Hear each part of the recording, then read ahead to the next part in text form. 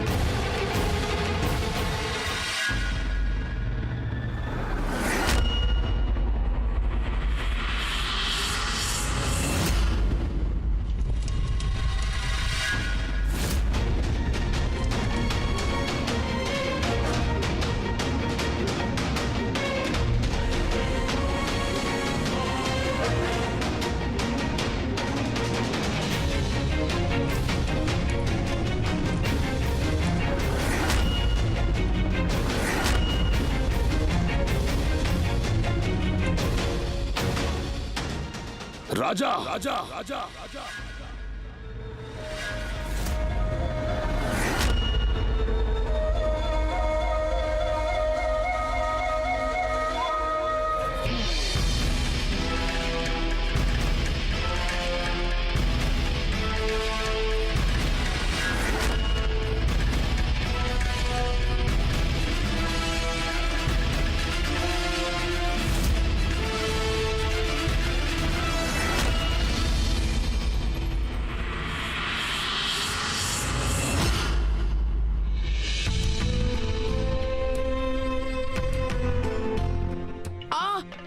మండిపోతుంది. ఊరుకో. ఆ జీవంతో కలిసి పిచ్చాటలాడే ముందు నువ్వు ఆలోచించుకోవా? మా నాన్నమ్మ ఏం చెప్తుందో తెలుసా? వంటింట్లోంచి పసుపు తెస్తే దెబ్బ మీద పూస్తే దెబ్బ నయమవుతుంది అంతే. అయినా నీకు బుద్ధి మోకాల్లో ఉందా? కాళీప్రసాద్ తోకని తిన్నగా చేయొచ్చు, కానీ ఆ జీవన్ బుద్ధిని మాత్రం చేయలేవు. మీ నాన్నగారి దగ్గర నీకు దెబ్బలు పడాలని జీవన్ ఈ పనులన్నీ చేశాడు. చూసావుగా ఇప్పుడు ఏమైందో? అయినా నువ్వు రాక్షసుడి గారికి అంటే మీ నాన్నగారికి విషయాలు ఏమీ చెప్పలేదా? చెప్పడం వల్ల లాభం ఏమీ ఉండదు. దానికి కూడా తిట్లు నాకే పడతాయి. అంటే అతన్ని నిరికిస్తూనే ఉంటాడు, నువ్వు ఇరుక్కుంటూనే ఉంటావు. నువ్వు ఊరుకుంటావేమో గాని నేను మాత్రం ఊరుకోలేను. ఆగు బల్లిమోహమా, నిన్నే ఆగు.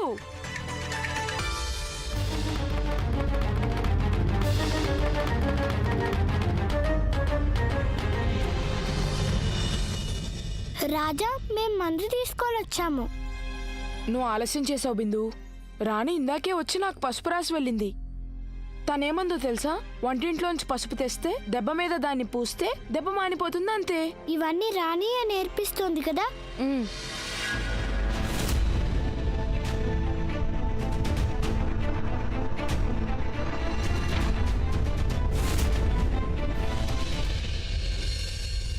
ఇది పూరీనా లేక అమీర్ కోట్ చిత్రపటమా? ఈ కోరింటి ఇలా ఉంది, దీనికన్నా పెంటే రుచిగా ఉంటుంది. ఛీ! అయితే నువ్వు బెంటెని కూడా రుచి చూసావా? లేదంటే దీనికన్నా బెంటే రుచిగా ఉంటుందని ఎలా అంటున్నావు? ఏ దాసిదానా, నువ్వు ఇక్కడేం చేస్తున్నావు? అదిగో చూడు పావురం. పావురం ఎక్కడుంది? అరే, నా ప్లేట్ ఎక్కడ పోయింది?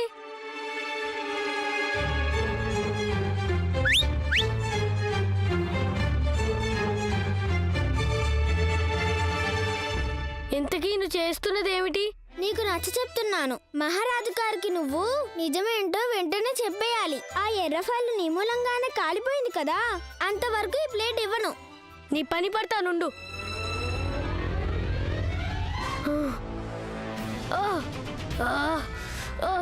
ఏయ్, నా ప్లేట్ నాకు ఇవ్వు. నా ప్లేట్ నాకు ఇవ్వు.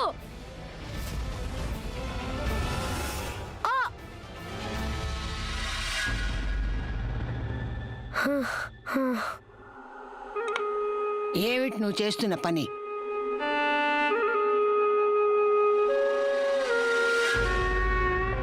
అమ్మా, ఈ దాసీది నా ప్లేట్ లాక్కుని పారిపోతోంది. అయ్యో జీవన్ బాబు, ఎంగిలి కూడు తినే దాసేదానికి ఇంత ధైర్యమా? ఆగు రాజేశ్వరి.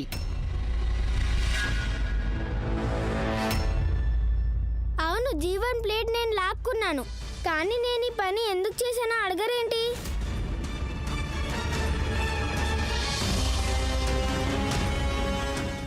ఎవరైతే వెలుగుతున్న కొవ్వొత్తు మీద ఎక్కువసేపు చేయబెట్టి నిలబడతారో వాళ్ళే గెలిచినట్టు. ఒకవేళ మీకు భయంగా ఉందంటే నేను చేసి చూపిస్తానులే. రాజా రాజా రాజా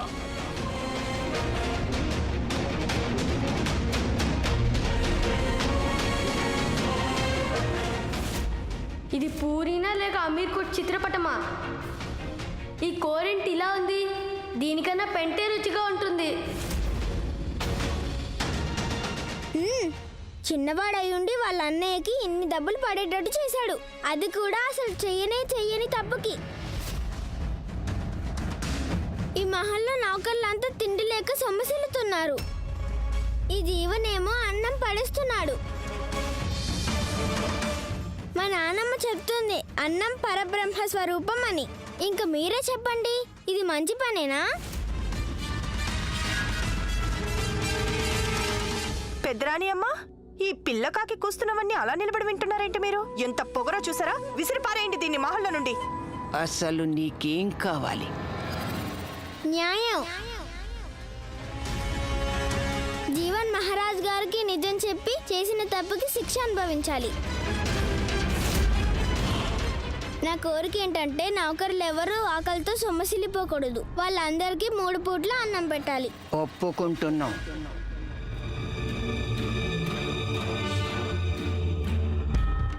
నువ్వు చెప్పినవన్నీ ఒప్పుకుంటాం, కానీ అది జరగాలంటే మేం కోరే పని నువ్వు ఒకటి చెయ్యాలి.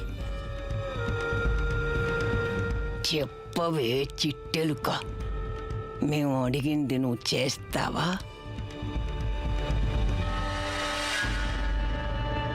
ఏమైంది రాణి గాయత్రి? దడుచుకున్నావా?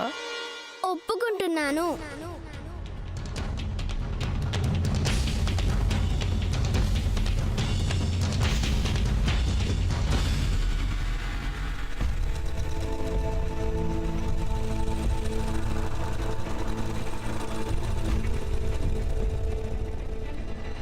అరే కూర్చోండి కూర్చోండి. ఈ అల్లికేంటి ఆమీర్ కోట్ రాజదర్బార్ అల్లికలా ఉందే? దీన్ని మీరు ఎలా నేర్చుకున్నారు? ఇలాంటి అల్లికలు కేవలం రాజకుటుంబం వారికి మాత్రమే తెలుసు.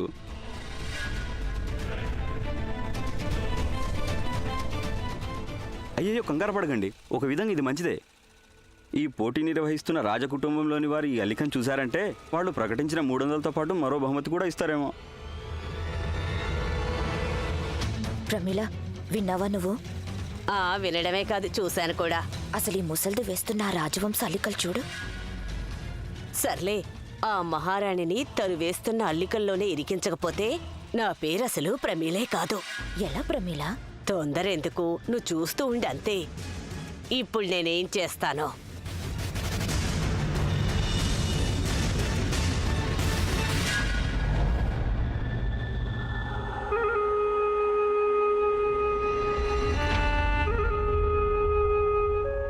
బాగా కంగారుగా ఉన్నట్టున్నారు రాణి రాజేశ్వరి. ఏమైంది? మీ మనసుకి కష్టం కలిగిందా? గాయం చేసింది సరిపోలేనా?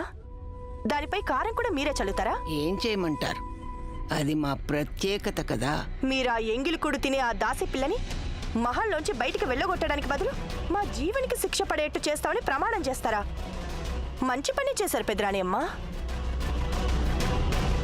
ఇక మీరు మా అనుమతి తీసుకోకుండానే నారీ నికేతనానికి వెళ్ళారే, మమ్మల్ని నిలదీస్తారా?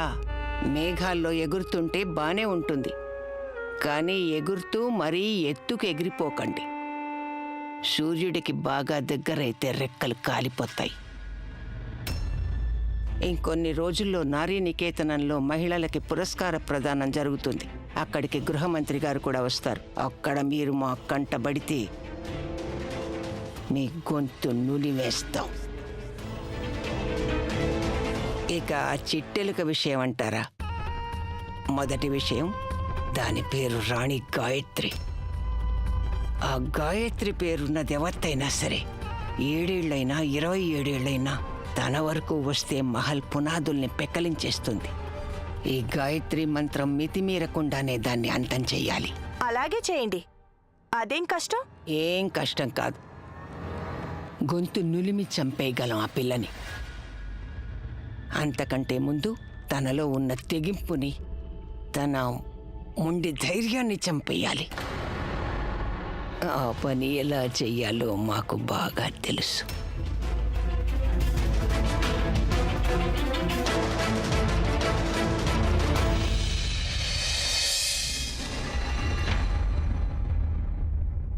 చూసావా రాజాబాజా, ప్రతి పనిలో నాదే గెలుపు. పరుగు పందెం అయినా, కబడ్డీ అయినా, లేక కుస్తీ అయినా సరే, నేను ఒకసారి లడ్డూ తినే పందెంలో కూడా ఓడించేశాను. అలాగే న్యాయం కోసం కూడా నువ్వు పోరాడతావు కదా. నాకు నమ్మకం ఉంది ఈ ఛాలెంజ్లో కూడా నువ్వే గెలుస్తావు. కానీ నాకు చాలా బాధగా ఉంది. జీవన్ చేసిన పని కారణంగా నీకు ఇలాంటి పరిస్థితి వచ్చింది. జీవన్ని ఇప్పుడు ఎలా ఆట పట్టిస్తానంటే వాడికి వాళ్ళ అమ్మమ్మ గుర్తొచ్చేస్తుంది. కానీ జీవన్కి అమ్మమే లేదు కదా రాణి. లేకపోతే మాత్రమేంటి, తను వాళ్ళ అమ్మమ్మని గుర్తు చేసుకోవచ్చు కదా. నేను వాళ్ళ అమ్మమ్మని తలుచుకుంటాడు అంటే నిజంగా తలుచుకుంటాడంతే. నేను వాడితో క్షమాపణలు చెప్పించకపోతే నా పేరు రాణి గాయత్రి కానే కాదు. కానీ నువ్వు ఇదంతా ఎలా చేస్తావు? నేను వంటింట్లో పని చేస్తాను రాజాబాజా. నేను చేసే మా ఏంటో చూపిస్తాను చూడు.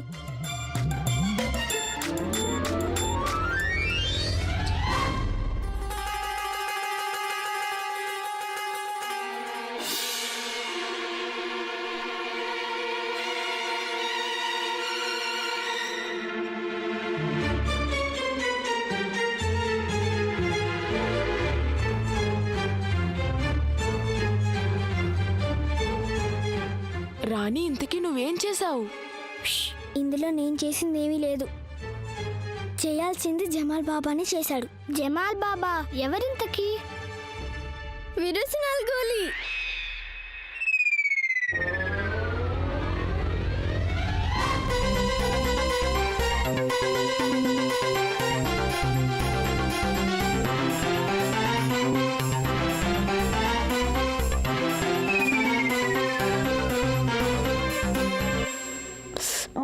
మహారాజా, మీరు ఎప్పుడూ అంటూ ఉంటారు కదా, కేవలం రాజాకు మాత్రమే ఇంగ్లీష్ మాట్లాడడం వచ్చని. మా జీవన్ కూడా ఎవ్వరికి తీసుకోడు. రాజా చేయగలిగిన పనిని జీవన్ అంతకన్నా బాగా చేయగలడు. అవును కదా?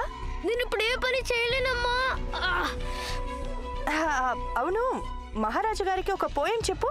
అమ్మ ఇప్పుడు కాదు, మా తర్వాత. అమ్మ కొంచెం అర్థం చేసుకో. నేనేమి వినదలుచుకోలేదు. చూడు, మాకు తెలుసు నీలో ఎంత ప్రతిభ దాగుందో. నీలో ఉన్న కళాకారుణ్ణి బయటికి రాని జీవన్. ఇప్పుడు లోపల నుంచి నేను ఎవరిని బయటికి రానివ్వలేను. ముందా గెంతులు వేయడం ఆపుతావా? జీవన్, పోయం వినిపించు. ట్వింకిల్ ట్వింకిల్ లిటిల్ స్టార్, ఇలా మీరు పట్టుకున్నారు, ఇంకా ఎక్కడికి పారిపోతారు. ఇంగ్లీష్ మాట్లాడు. మహారాజా, మీరు జాగ్రత్తగా వినండి. నా జీవన్ బాబు ఎలా పోయం చెప్తాడు? Twinkle twinkle little star, how I wonder what you are, up above also high like a diamond in the sky. శభాష్. సరే, ఇప్పుడు మహారాజు గారు బాగా సంతోషించేలా నువ్వు ఇంకా మంచిదేదైనా వినిపించు.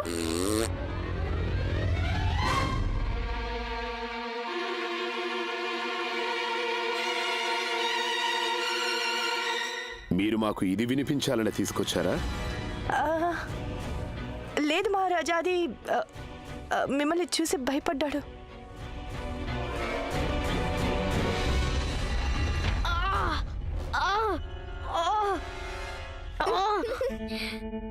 జరగండి, నేను వెళ్ళాలి. వెళ్ళొచ్చులే జీవన్, అంత తొందర ఏముంది చెప్పు. చాలా తొందర ఉంది రాజా అన్నయ్య. వెళ్ళకపోతే ఏదో అయిపోతుంది. ఏదో అంటే? టైట్ అయింది చొక్క, ప్యాంట్ కాస్త చినిగే, నీ ముందంతా తడిసే, బాంబులు వేసే బాబు. మీ ఇద్దరు పని పడతాను చూడండి. నెమ్మదిగా చూస్తానులే జీవన్, నాకు ఎలాంటి తొందర లేదు. ఇంతకు మీకేం కావాలి నన్ను క్షమించమని అడుగు. నన్ను కూడా అడగాలి. ఇక నాకేమో ఫుట్బాల్ ఇవ్వాలి. సారీ సారీ సారీ, ఇప్పుడైనా నన్ను వెళ్ళిస్తారా కొద్దిగా?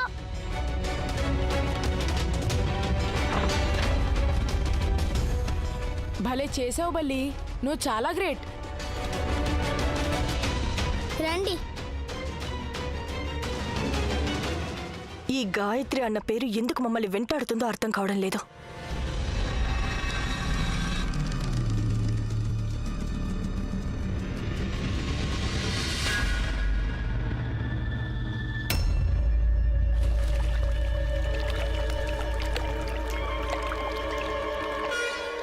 అయ్యో, ఈ అల్లికలు చేసిన బట్టల మూట ఇక్కడెవరు తెచ్చిపెట్టారు?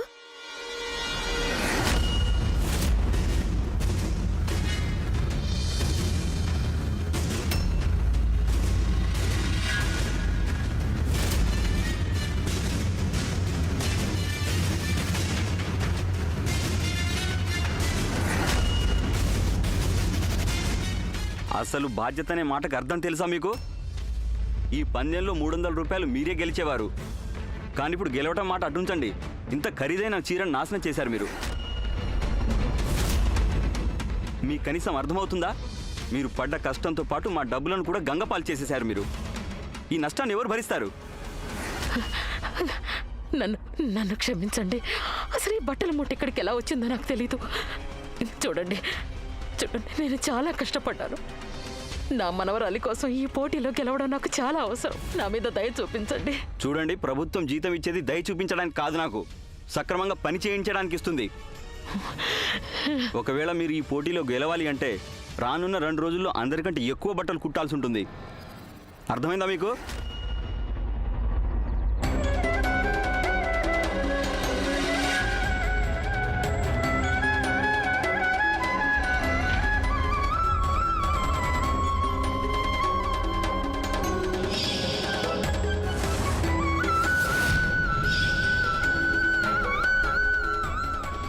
ఇది ఒక అంటురోగం అమ్మా, ముట్టుకుంటేనే వ్యాపిస్తుంది. అందుకే మీరు అందరికీ దూరంగా ఉండక తప్పదు. నేను లక్ష్మణ్కి చెప్పాను, మీ జబ్బుకు వైద్యం కస్తూరిలో ఆసుపత్రిలో మాత్రమే దొరుకుతుందని.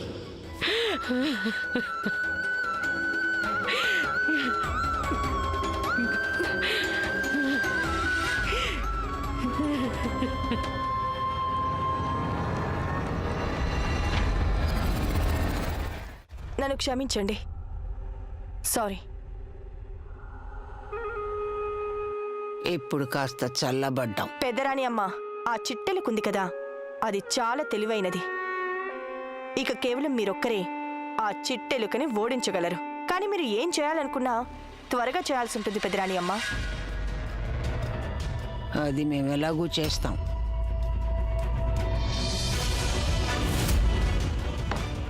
పెద్దరాణి అమ్మ, మీకు తెలుసా తన దగ్గర ఒక చిన్న కుక్క ఉంది, కాళీప్రసాద్.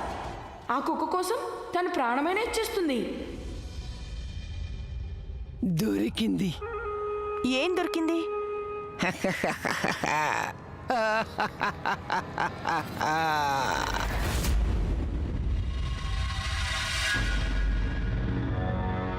అంత తొందర దేనికి? వెళ్దూగాన్లే. ముందు మేం చేస్తున్న సవాలేంటో విను.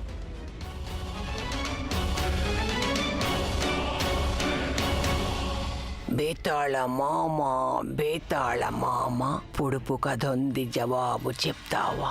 చిన్నారి గుండెలో దాగుంది నల్లని ముత్యం, లోకంలో తనకదే చాలా ఇష్టం. పాపం దాని మీదుంది శిఖరమంత ప్రేమ. అక్కడి నుంచి దూకిందంటే జీవితాంతం అవిటిదైపోతుంది. అంటే ఏమిటి? అర్థం మేం చెప్పేస్తే నువ్వు చేసేది ఉంది. రాణి గాయత్రి, ఇంటికి వెళ్ళు, పొడుపు కథ విప్పు. నీకు సమాధానం దొరికితే బహుశా గెలుస్తావు. కానీ ఓడిపోతే అప్పుడు వీళ్ళందరి తిండి సంగతి అటుంచు, నువ్వు ఇప్పుడు వెలగబెడుతున్న పని కూడా ఉండదంతే.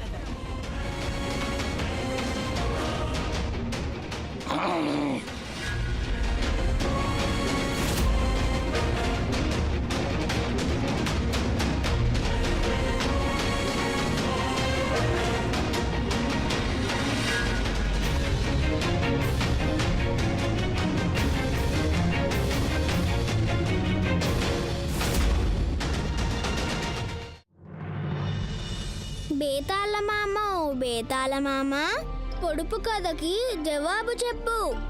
చిన్నారి మనసులో దాగుంది నల్లని ముత్యం.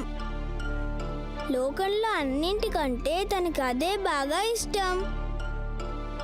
తనకి దాని మీద ఉన్న ప్రేమ ఆ శిఖరం అంత పెద్దది. అక్కడ నుండి దూకిందంటే జీవితం అంతా కుంటుతూ నడుస్తూ అయిపోతుంది అవిటిది. ఏంటి ఖాళీ ప్రసాద్ అలా నోరు తెరుచుకొని కూర్చున్నావు? నాకు కాస్త సాయం చేయొచ్చుగా. నేను ఈ పొడుపు కదా విప్పకపోతే అప్పుడు ఆ మహల్లో పనిచేసే వాళ్ళకి ఎవ్వరికి కూడా 3 పూటలా తిండి దొరకనే దొరకదు.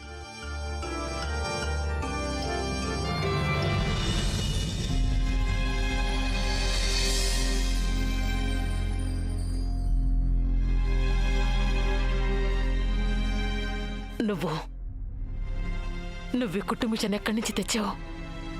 అమ్మా, అది పక్కనే దర్జీ ఉన్నాడే, అతన్ని అడిగి తీసుకొచ్చాను. కేవలం 2 రోజుల కోసం. అమ్మా, మీరు మీ జీవితాన్ని కష్టాలతో, శత్రువులతో పోరాడుతూ గడిపారు. మీరు ఎప్పుడు ఓటమిని ఒప్పుకోలేదు. ఇక ఇప్పుడు కూడా మీరు ఓటమిని ఒప్పుకోకూడదు. అప్పుడు మీ జీవితాన్ని తలెత్తుకు బతికారు. ఈరోజు కూడా అంతేనమ్మా. మీరు మీ జీవితాంతం తలెత్తుకు బతకాలి.